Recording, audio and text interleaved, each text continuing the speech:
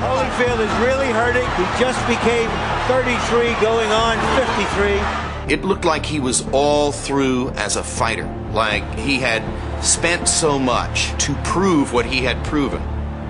I recall thinking the end is near for Holyfield. And then, early in the 6th round, down goes Bowe! Evander threw a left hook to the body, threw a left hook to my shoulder. Ain't no big deal. Boom! Everything went blank.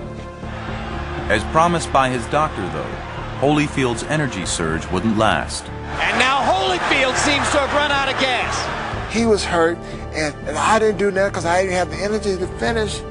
He let Bowe off the hook. Had Holyfield been able to hurt Bowe a little bit more in that round, I would have had no choice but to stop the contest.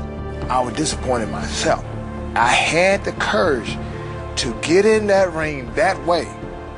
But when it came to the final test, to just throw in a few punches and not worry about how I felt, I didn't do it. Holyfield had one more energy surge in the 8th round. He was capable of those 20 seconds of throwback to what you had seen before. Hard right hand inside by Holyfield, and now down goes Evander. And then just as suddenly gone again.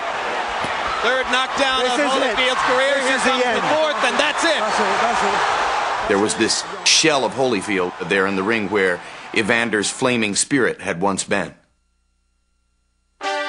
With that, the trilogy came to a close, with Bowe having won 2 of the 3 bouts. The boxing world was witnessing the beginning of an end, a surprise end. I always figured Holyfield would be the guy who'd come out for the worse. Turns out that the guy who was really hurt in this trilogy was Bowe, physically and psychologically. Indeed, Bowe's career had peaked against Evander Holyfield. He fought just twice more, taking bad beatings in disqualification wins against Andrew Golota. Riddick Bowe allowed his worst instincts to take over, and his worst instincts were laziness, gluttony. If he was driven by anything, he was driven by hunger to eat, but certainly not by hunger to be great. By contrast, Holyfield's legend kept rolling along. we thought after the 3rd fight that this would be the end of Holyfield's run as a great fighter. But of course, it worked the other way.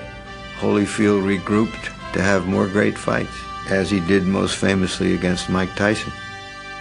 While the Tyson fights helped define Holyfield's high standing in history, the epic Bowe fights defined him in victory and defeat as the noblest of warriors. You saw the best of Evander Holyfield, and you saw the best of Riddick Bowe. And these two guys were made for each other.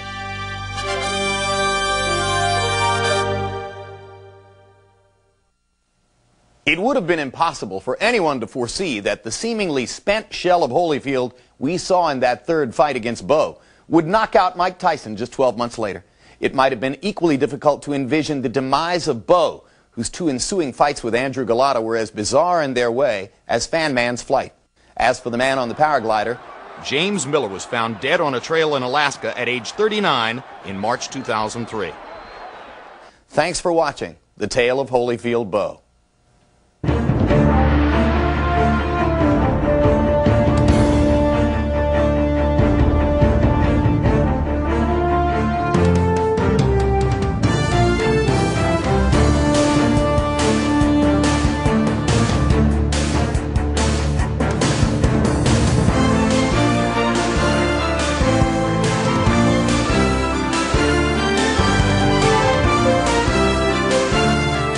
This has been a presentation of HBO Sports, the network of champions.